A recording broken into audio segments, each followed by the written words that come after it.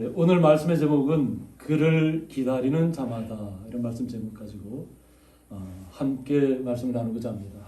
같이 해볼까요? 그를 기다리는 자마다. 지난주에는 하나님에 대해서 나는 처음이요 마지막이라는 말씀을 가지고 하나님께서 어떠한 분이 속성을 가지고 계신가를 저희들이 잠깐 살펴봤는데, 하나님에 대해서 오해하는 분들이 가끔가다 나타나요. 그러니까 하나님의 뜻을 온전하게 분별하지 못하고 그냥 단편적으로만 이 땅의 삶이 너무 힘들고 고통스럽다 보니까 거기에서 하나님은 우리와 함께하지 않는 것처럼 느껴지는 분들이 많이 있는 것 같아요. 그런데 그것이 특히 요즘이 미디어 시대인데 미디어를 통해서 많은 것이 전파되고 있어요. 오히려 서구 선진국에서는 주님을 먼저 영접했지만 오히려 주님을 떠난 분들이 너무나 많이 있습니다. 그것은 진정한 하나님에 대해서 알지 못하기 때문에. 그래서 우리나라 드라마들이 좀 이렇게 지금은 어떤 세계가 함께 공유하는 시대가 되다 보니까 지난번에 오징어 게임이 한번 전 세계를 한번 강타했다면 이번에는 한국에서 만든 지옥이라는 그 넷플릭스 드라마가 전 세계를 또 강타하고 있어요. 그래서 제가 이것이 어떤 것인가 잠깐 봤더니까 어떤 하나님에 대한 직접적인 언급은 없습니다. 하나님에 대한 직접적인 언급은 없는데 어떤 지옥을 가는 사람이 어떤 신에 대해서 얘기하는데 그냥 신은 감정도 없고 듣지도 못하고 그냥 무자비하게 그냥 심판하는 것으로 아마 감독이 그렇게 연출을 한 것 같아요. 그러니까 단편적으로 어떤 이 세상 속에서 지옥에 대한 것을 알려주는 건 좋지만 지옥이 반드시 있기 때문에 그것을 알려주는 건 좋습니다. 그래서 경각심을 갖고 주님 앞에 돌아오는 건 좋지만 그냥 하나님에 대해서 잘못 오해할 수 있는 부분들이 있어요. 그게 뭐냐면 무자비하고 그냥 하나님께서 그냥 듣지도 않고 의로움과 착함을 구별하지 않고 뭐 그냥 이렇게 심판한다, 이렇게 잘못된 메시지를 줄 수 있기 때문에 우리 믿음의 사람들은 이런 드라마를 보더라도 올바른 신앙 속에서 각성 안에서 봐야만 된다고 하는 것이죠. 그래서 하나님께서는 오히려 여기 드라마 속에서는 아이가 죽는 것에 대해서 그 아이가 태어난 지 얼마 되지도 않았는데 무슨 죄가 있다고 죽게 됐냐는 의미도 담고 있습니다. 그러나 성경에서는 분명히 오히려 태어나지 않은 아이가 오히려 복되다고 하는 구조 성경 말씀도 있고, 또 이 땅에서 우리가 나이로 따지면 100세 전에 죽는 사람들은 아이라고 표현하잖아요. 그래서 어떤 면에서는 비유적인 면도 있지만 우리는 주님께서 어떠하신 분인 것을 좀 이렇게 말씀 속에서 반드시 알아야 됩니다. 그래서 이사야 30장에서 나타내는 것은 뭐냐면 어떤 나라를 지도하고 통치하는 사람들에 대해서 그들이 잘못된 생각을 갖고 있다는 것이죠. 그 잘못된 생각이 어떻게 나타나냐면 이사야 30장 10절에 보면 그들이 선견자들에게 이르기를 선견하지 말라고 합니다. 나라를 다스리는 데 있어서 자기들의 뜻대로 하겠다는 거죠. 하나님의 뜻은 자신들에게 알려주지 말라고 하는 거죠. 자신들이 어떤 강대한 나라에 자신들이 손을 붙잡아야 유익한 것을 나타내는가, 그것만을 따지고 있다는 거죠. 이 시대의 배경은 아수르를 배경으로 하고 있습니다. 애국의 손을 잡을 것인가 아니면 아수르의 손을 잡을 것인가, 지도자들은 그런 생각만 하고 있다는 거죠. 그러니까 오히려 하나님 말씀을 선포하는 분들이 하나님의 뜻을 선포하면 그 얘기는 우리는 듣고 싶지 않다는 거죠. 그리고 선자들이 이르기를 우리에게 바른 것을 보이지 말라고 이르렀습니다. 바르고 의로운 것을 하나님께서는 선포하시잖아요. 우리가 말씀을 통해 아는 것처럼 니느웨 백성들은 하나님을 전혀 알지 못하던 백성이에요. 사식을 보면 심판받은 백성이지만 그들이 뉘우치고 회개했을 때 하나님께서는 그들을 용서하시고 그들에게 다시 한번 주님을 알 수 있는 시간을 허락했다고 하는 거예요. 그런데 오히려 이스라엘 민족의 지도자라고 하는 분들이 오히려 우리에게 부드러운 말을 하라. 자신들이 듣기에 거북한 이야기는 그것이 아무리 바르고 옳은 얘기라 할지라도 정의로운 이야기라고 할지라도 하지 말라고 하는 거예요. 그리고 거짓된 것을 보이라는 거예요. 거짓된 것을. 그러니까 자신들의 듣기에 좋은 이야기, 애굽의 손을 잡는 것이 좋겠다고 하는 그런 주변에 있는 사람 얘기를 듣기를 원하고 오히려 아수르의 손을 잡으라고 하는 사람들, 그러니까 하나님의 손을 붙잡으라고 하는 것이 아니라 오히려 지금 보기에 우리를 지켜줄 수 있는 나라가 어떤 나라인가, 그 나라의 손을 잡으라고 하는 거죠. 그러면서 너희는 바른 길을 버리라고 합니다. 그리고 첩경에서 돌이키라고. 하나님의 손을 붙잡고 주님의 은혜 안에서 거해야 될 백성들이, 또 나라를 다스린다고 하는 지도자들이 바른 길을 자신들이 바른 길을 걷지 않고 있으니까 그 바른 길을 걸은 것을 거북해 하는 거죠. 그리고 이스라엘의 거룩하신 이를 우리 앞에서 떠나시게 하라 하노더라고 했습니다. 요 하나님을 내 곁에서, 우리의 곁에서 떠나시게 하는, 우리는 하나님 없이 살겠다는 거죠. 자신들의 힘을 기르겠다는 거죠. 근데 자신들의 힘이 그러다가 안 되니까 더 큰 힘을 갖고 있는 나라에 손을 빌려서 자기들의 나라를 지키겠다는 거예요. 자기 나라를 지키겠다는 뭐냐면 자신들의 권력을 지키겠다는 것도 맞아요. 백성들의 마음을 살펴서 백성들의 마음을 이해하는 것이 아니라 자신들의 권력을 지키기 위해서 주변 강대한 나라에 손을 잡을 테니까 여호와 하나님은 우리와 관계없이 우리는 살아가겠다, 이런 의미를 담고 있어요. 근데 이 제약이 너에게 마치 무너지려고 터진 담이 불쑥 나라고 했습니다. 이것이 하나님 앞에 제약인데 곧 무너지려고 하는 터진 담이라는 것입니다. 그래서 이 터진 담에 대해서는 호마 니스카바라고 해서 도달할 수 없을 만큼 높은 담, 벽이나 성벽을 나타내고 있습니다. 도달할 수 없다고 하는 거죠. 우리가 보통 벽에 대해서 얘기할 때 보통 우리가 한 2m나 한 2m 50만 돼도 우리가 그 안을 볼 수가 없잖아요, 그죠? 그리고 지난번에 우리 말씀 통해 본 것처럼 니느웨의 성벽은 40m나 돼요. 그런데 이 담이라는 것이 뭐냐면 급하게 그냥 올라갔다는 거죠. 근데 이 표현은 뭐냐면 스스로 이만큼 교만했었다는 것을 얘기해요. 벽이 이만큼 높아졌다는 것이 아니라 마음의 교만이 갑자기 쑥 자라났다는 거죠. 그래서 스스로를 높이는 교만을 뜻하고 이런 교만은 종국에는 무너지고 만다는 것입니다. 아마 우리 성도님들이 영상을 이렇게 볼 수 있는 분들은 있지만 댐이 무너지는 어떤 사진을 영상을 본 성도님들이 계신가요? 거대한 댐이 무너질 때 어디서부터 무너질까요? 그러니까 그 위에서부터 넘치면서 무너질까요? 제가 그 댐이 무너지는 영상을 봤는데 그 밑에서부터 무너지는 거예요. 이미 밑에서 무너지니까 처음에 나타날 때는 위가 무너지는 것처럼 보여요. 그런데 그런 것처럼 보이는데 갑자기 밑에서부터 그 댐이 터져버리면서 모든 것이 싹 쓸려 내려가거든요. 그러니까 기본이 안 됐다는 거죠. 기초가 온전하게. 마음이 그만큼 지도자가 교만해졌다는, 하나님을 떠나시겠다는, 우리는 하나님 없이 살아가겠다. 그리고 스스로 무언가를 이루려고 하는 그 교만이 크게 올라가 있는데 이런 교만은 결국 무너질 것이라는 거죠. 그래서 순식간에 무너진 같게 되리라고 말씀하셨습니다. 그러니까 무너지려고 터진다. 이제 무너지기 위해서 준비된 담이라는 거죠. 그 교만이라는 것은 스스로를 망가뜨리는 것이에요. 스스로. 결국 그 무너짐 때문에 결국 나라까지도 무너진다고 하는 겁니다. 그래서 주 여호와의 이스라엘의 거룩하신 이가 이같이 말씀하시세요. 너희가 돌이켜 조용히 있어야 구원을 얻을 것이라고 했습니다. 돌이켜 조용히 있어야만 된다는 거죠. 하나님께로 돌아와서 주님만을 바라보며 주님의 뜻 가운데 우리가 거해야만 주님께서 우리를 구원해 주실 때인데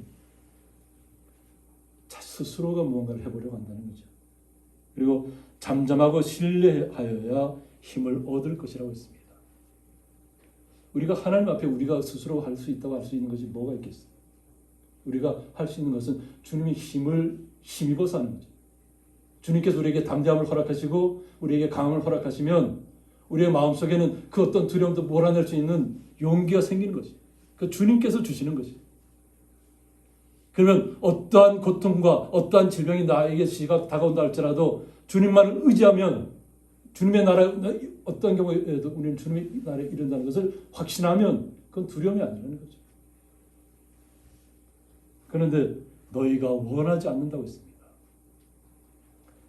그냥 잠잠하게 주님의 뜻만을 기다리고 우리는 구원의 확신을 가지고 기다려야 되는데 신뢰해야 돼. 주님만이 신뢰해야 되는데 그 신뢰감을 지도자들이 깨뜨리고 있다는 것입니다. 그래서 여호와 하나님께서는 정말 어떠한 분이신 것을 다시 한번 오늘 본문에서 나타내고 있는 것입니다. 지도자들이 생각하는 것처럼 잘못된 생각을 갖고 있는 이스라엘 백성들이 갖고 있는 것처럼 하나님께서는 무자비한 심판만을 내리시는 분이 아니라는 겁니다. 돌이키기를 원하고 회복되기를 원한다는 것이죠. 비록 지금 잘못된 생각 속에 있다 할지라도 주님께로 생각을 바로 고치고 돌아오면 주님께서는 다시 회복시켜 주신다는 것입니다. 그것을 오늘 본문에서 이야기하고 있습니다. 18절에서 그러나 여호와께서 기다리신다고 했습니다. 여호와 하나님께서는 기다려 주시는 하나님이세요. 그러니까 무자비하게 심판만을 하기 위해서 존재하는 분이 아니라는 겁니다. 왜 주님께서 우리를 기다려 주시냐면 이는 너희에게 은혜를 베풀려 하심이라고 했습니다. 주님이 주시는 은혜를 우리에게 주시기 위해서 지금 당장 돌아오지 못하고 있다 할지라도 기다려 주시는 거예요. 돌이킬 수 있는 시간을 주시고 회복할 수 있는 시간을 주시고 하나님께서는 아무 생각도 없고 무조건 무자비하고 심판만 하는 그런 하나님이 아니라는 겁니다. 그래서 하나님께서 일어나시겠다. 근데 일어나신다는 이야기가 뭐냐면 룸이라고 합니다. 룸. 그래서 높아지다 일어나다는 뜻을 갖고 있는데 하나님이 은혜로운 구원의 역사를 펼치기 위해서 결연한 의지로 일어나 일하기 시작하심을 뜻한다고 했습니다. 하나님께서 일어나신다는 것, 하나님께서 역사하신다는 것, 하나님께 일하신다는 겁니다. 은혜로운 구원의 역사를 펼치기 위해서. 이것이 주님께서 우리를 향하신 뜻입니다. 그래서 이는 너희를 긍휼히 여기려 하심이라고 했습니다. 그러니까 주님께서는 항상 주의 거룩한 백성들을 긍휼히 여기고자 함이라는 거죠. 대저 여호와는 정의의 하나님이시라고 했습니다. 무자비한 하나님이 아니라 난폭한 하나님이 아니라 자비가 없는 하나님이 아니라 정의의 하나님이라는 거죠. 모든 것을 바르게 세워야 한다는 거죠. 공의를 세우는 하나님이시라는 거죠. 잘못된 지도자에게는 반드시 벌하신다는 거죠. 그러나 돌이켰을 때에는 하나님께서 다시 회복시켜 주신다는 것입니다. 그래서 그를 기다리는 자마다 복이 있다고 말씀하고 있는 것입니다. 주님의 은혜를 기대하고 주님의 구원을 기대하고 주님을 신뢰하고 이 땅에서 주님을 의지하고 나갈 수 있는 것, 거룩한 성도를 주님께서는 기대하고 있는 것입니다. 그러므로 우리 성도님들은 이스라엘 백성의 지도자들처럼 주님을 기대하지 않고 저버렸다가 모든 것이 무너지는 그런 참혹한 관계를 맞이하는 지도자들이 아닙니다. 우리는 이 땅에서 거룩한 백성으로서 주님의 자녀로서 우리의 마음의 심지를 더욱더 굳건히 하셔야 될 줄 믿습니다. 우리의 주변 환경에 굴하지 마시고 우리의 육체의 어떤 질병의 아픔 때문에 굴하지 마시고 오직 나를 구원하실 분은 주님이시라는 것을 고백하시고 주님의 그 사랑을 날마다 더디 입으셔야 될 줄 믿습니다. 그래야만 우리가 진정한 하나님께서 우리에게 얼마나 무한한 은혜를 주시는 자비하신 하나님인 것을 깨달을 수 있다고 하는 것입니다. 그러나 19절을 보면 시온에 거주하며 예루살렘에 거주하는 백성아 너는 다시 통곡하지 아니할 것이라고 했습니다. 시온에 거주하고 예루살렘에 거주하는 백성에 대해서 얘기하고 있습니다. 이것은 뭐냐면 아주 연약하고 힘없는 가난한 자들을 이야기하고 있어요. 아수르의 침공을 받았을 때에도 아수르에 붙잡혀간 사람들은 지도자들이 무언가를 갖고 있고 고관들이 무언가 지혜를 갖고 있고 많은 것을 가지고 있는 사람들은 다 붙잡아갔어요. 그러나 가난하고 힘없고 연약한 분들은 다 그 땅에 남아서 어떻게 보면 힘든 노역을 감당해야 됐다고 합니다. 힘든 일을 감당해야 됐어요. 그런데 이 백성에 대해서 하나님께서 이야기하고 있는 것입니다. 너는 다시 통곡하지 아니할 것이라. 정말 어렵고 힘든 삶 속에서도 주님을 버리지 않고 주님의 백성이라는 그 거룩한 자부심만을 가지고 힘든 상황 속에 놓여 있음에도 불구하고 이제 너는 다시 통곡하지 않을 것이다. 이것은 왜 그러냐면 그가 내 부르짖는 소리로 말미암아 내게 은혜를 베푸신다고 했습니다. 그 땅에 남아있는 가난하고 억울하고 눌려있는 그 백성들이 하나님께 부르짖고 있다는 겁니다. 그러니까 하나님께서 그 모든 그 억울함과 고통과 슬픔의 이야기들을 다 듣고 계신다고 하는 겁니다. 듣고 그래서 그들에게 통곡하지 않을 것이라는 이야기를 주는 것입니다. 그래서 그가 들으실 때 내게 응답하시라고 했습니다. 그러니까 주님 앞에 간절히 부르짖는 그것을 주님께서 다 들으시고 응답해 주신다는 거예요. 주님께서는 우리의 모든 심령의 말할 수 없는 고통의 시간들을 다 듣고 계신다는 거죠. 우리가 기도할 때 그냥 아버지라는 아버지라고 부르잖아요. 그러니까 하나님을 나의 아버지로 그냥 그 아버지라는 하나님을 아버지라고 부를 수 있는 그 마음만 있다면 하나님께서 회복시켜 주신다. 다른 미사 요구를 많이 붙여야만 하나님께 들으시는 것이 아니에요. 그냥 내 마음의 모든 것을 아시는 하나님 아버지께 아버지, 나의 하나님 아버지, 나의 구원자 예수 그리스도를 우리가 부르시면서 예수님께서 예수 그리스도의 이름으로 기도하라고 했잖아요. 그 이름을 가지고 기도하면 하나님께 들어주신다는 것이에요. 그래서 우리에게 응답해 주시는 하나님, 우리의 모든 것을 아시고 우리의 모든 만물과 끝에 모든 시작과 마지막에 영원한 것이 다 이 하나님으로부터 시작된다는 거죠. 그 하나님을 우리는 신뢰하여야 이 땅에서의 어려움들을 이겨낼 수 있습니다. 그래서 오늘 이사야 3장 20절을 보면 주께서 너희에게 환난의 떡과 고생의 물을 주셨다고 했습니다. 이 땅에서 환난의 떡을 먹고 있다는 거죠. 고통스러운 시간들을 맞이하고 있다는 것입니다. 이 떡은 양식입니다. 양식. 그러니까 이스라엘 민족에게는 레헴이라고 하죠. 이 떡을. 그러니까 우리에게는 이 주식을 갖다 얘기하는 거예요. 우리들에게는 밥을 얘기하는 거죠. 근데 이것이 밥을 먹는 이 시간이 어렵다는 거. 환난이 있다. 정말 마음에 많은 고통을 갖고 있는 분들이 밥을 먹을 때 그 밥이 제대로 넘어갈까요? 마음에 울컥울컥 할 거라는 거죠. 그것을 환난의 떡. 그러니까 나라를 빼앗긴 백성이, 침략을 받는 백성이 음식을 먹을 때마다 좀 얼마나 그 마음이 아프겠어요. 또 이 고생의 물을 주셨다고 했죠. 고생의 물. 지도자가 잘못되는 바람에 결국은 그 잘못된 지도자 때문에 백성까지도 그냥 궁핍한 가운데로 나를 빼앗기는 가운데로 내몰리고 있다고 합니다.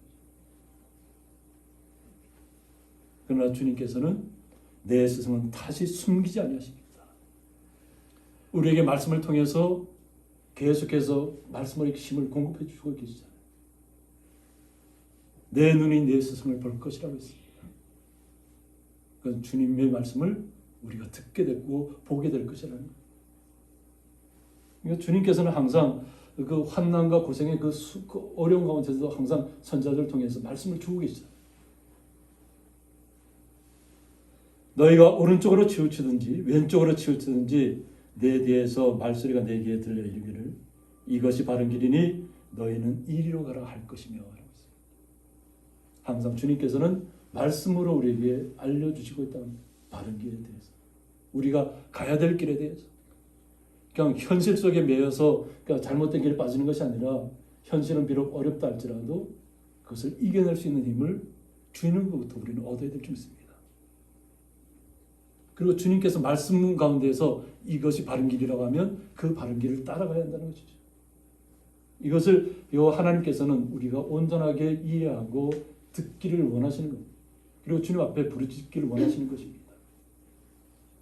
그리고 마음에 온전하게 진정한 여호와 하나님의 나의 구원자, 나의 모든 것이라는 고백이 나타났을 때 나타날 수 있는 성도의 모습을 오늘 또다시 본문에서 알려주고 있습니다. 또 너희가 너희 조각한 우상에 입힌 은과 부어 만든 우상에 올린 금을, 하나님을 온전하게 몰랐을 때에는 우상을 만들었다는 것이죠. 은과 금을 덧입혀서 우상을 만들었지만 이제는 하나님의 진정 어떤 분인 것을 깨달았을 때에는 그것을 오히려 우상을 더럽게 하여 불결한 물건을 던진 같이 던지며 이르기를 나가라.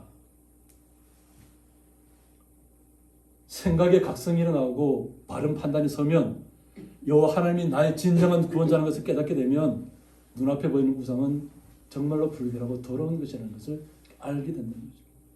그래서 이제 다시는 쳐다보지 않게 된다는 거죠. 그것이 내 마음속에 그동안 자리 잡았다면 그것을 다 내쳐버리는 역사가 일어나는 것입니다. 이것이 하나님께서 우리에게 원하시는 것이죠.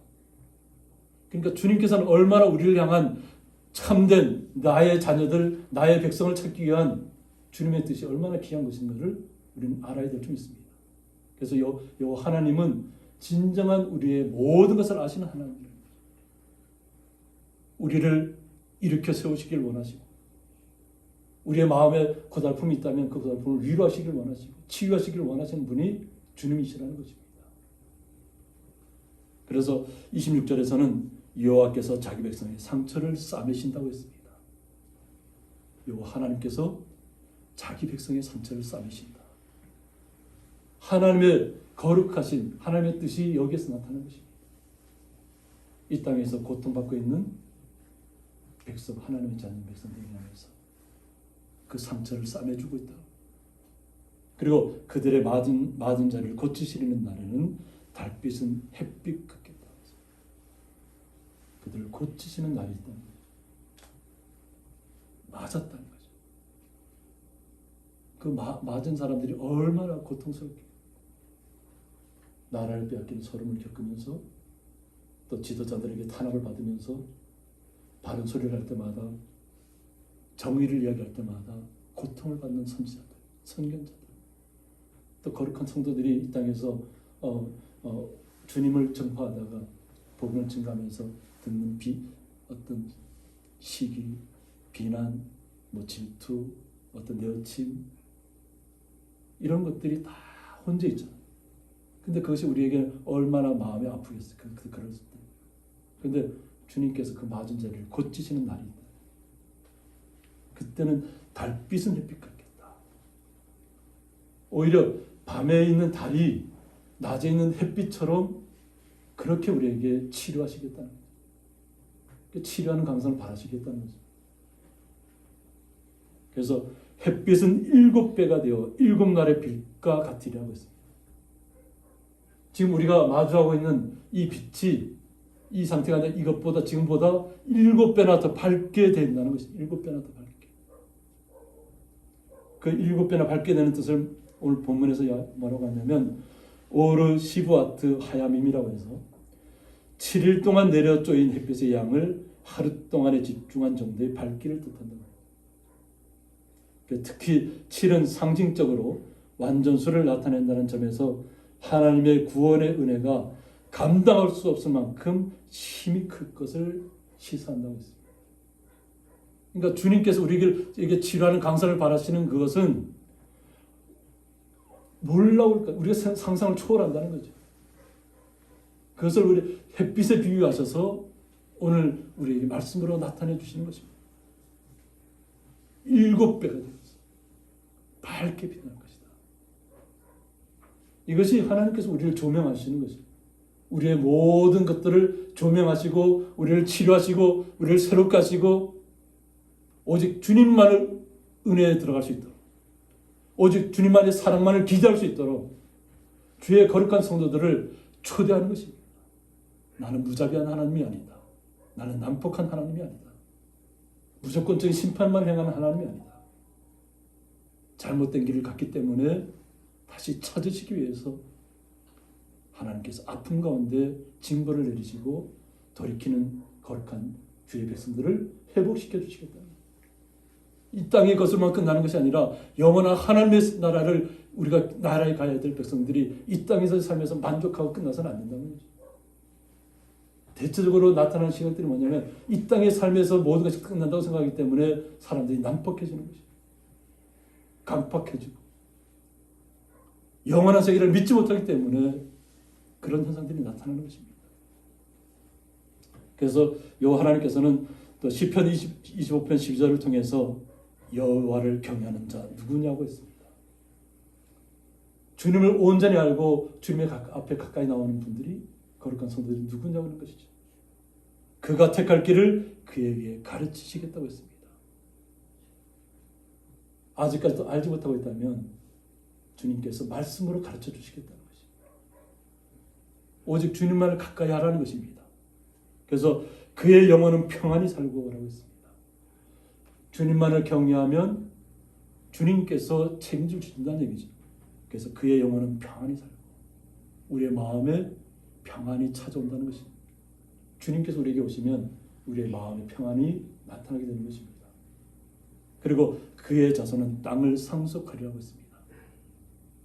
우리가 믿음의 유산을 잘 받아들이고 우리의 또 자녀들이 믿음의 유산을 잘 이어가면 주님께서 모든 것을 책임지고 이끌어 가시겠다는 얘기입니다. 그래서 25편 14절에서는 여호와의 친밀하심이 그를 경외하는 자들에게 있다고 했습니다. 주님께서는 우리에게 정말로 가까이 다가오시길 원하신다는 거죠. 날마다 우리 삶 속에서 우리와 동행하시잖아요. 우리가 우리의 모든 성령 하나님께서 우리를 말씀을, 우리의 모든 기도들을 하나님께 아뢰고 있잖아요. 우리의 모든 것들 말씀을 가까이 하시고 날마다 신음소리 같은 기도를 주님 앞에 토하시면, 기도하시면 주님께서 기뻐 받으신다는 거죠. 그래서 주님께서 나의 딸, 나의 아들아 하고 이렇게 가까이 안아주시고 상처를 싸매주시는, 주님의 품 안에 안아주시는 것이죠. 그래서 그의 언약을 그들에게 보이시리라고 했습니다. 주님께서는 약속을 항상 보여주시고 있다는 것입니다. 그것이 말씀을 통해서 우리에게 증거하고 있는 것입니다.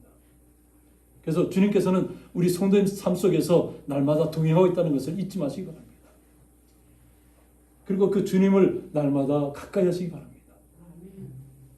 나의 모든 것을 하시는 주님께서 나를 날마다 새롭게 하실 것이고 나의 억울함을 풀어주실 것이고 내 몸의 연약함을 치료해 주실 것이고 그러므로 인해서 나의 영혼이 날마다 새로워질 것이고 그리고 우리 속에 영원한 하나님의 나라의 구원이 날마다 우리의 삶 속에서 역사하고 있다는 것을 우리 성도님 삶 속에서 날마다 고백하시기 바랍니다. 그렇게 할 때 주님께서 우리 성도님들 날마다 붙잡아 주관하실 줄 믿습니다. 그리고 축복된 자리를 인도하실 줄 믿습니다. 함께 기도하겠습니다. 그를 기다리는 자마다는 말씀을 통해서 여호와 하나님께서 얼마나 우리를 사랑하시고 얼마나 우리를 찾고 계신지를 다시 한번 말씀을 통해서 깨닫습니다. 우리의 마음속에 삶 속에서 주님을 멀리했던 마음들이 조금이라도 있다면 다시 주님의 손을 꼭 붙잡기를 원합니다. 다시 회복하기를 원합니다. 주님께서는 우리를 영원토록 버려두시지 않고 우리가 비록 잘못된 길에 서 있었다 할지라도 우리를 영원토록 붙잡고 계시는 주님인 줄 믿습니다. 그 주님의 손을 주님께서 우리를 안아주시고 있고 위로하시고 있고 치료하고 있음을 우리가 깨닫게 하시니 감사합니다. 그 주님을 날마다 고백하며 이 땅에서 슬기로운 주님의 자녀로서 지혜로운 자녀로서 살아갈 수 있도록 주님께서 함께하여 주옵소서. 또한 오늘 처음 주님의 전에 나와 또 주님을 영접한 권호탁 성도님 그 마음속에 평안을 허락하시고 날마다 주님의 위로하심과 날마다 새롭게 하심과 놀라운 주님의 역사가 함께하게 하여 주옵소서. 이 모든 사랑을 주님 앞에 감사하며 예수님의 이름으로 기도드리옵나이다. 아멘. 내 주여 뜻대로 행하시옵소서. 내 모든 일들을 다 주께 맡기고 저 천성 향하여 고요히 가리니 살든지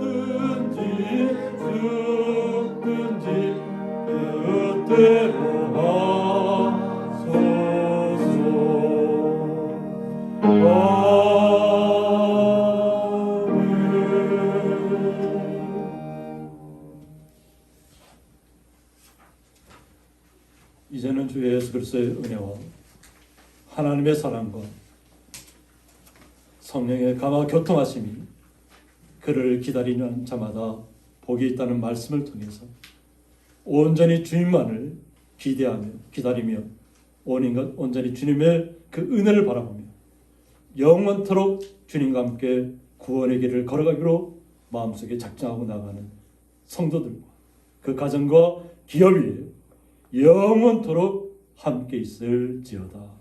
아멘.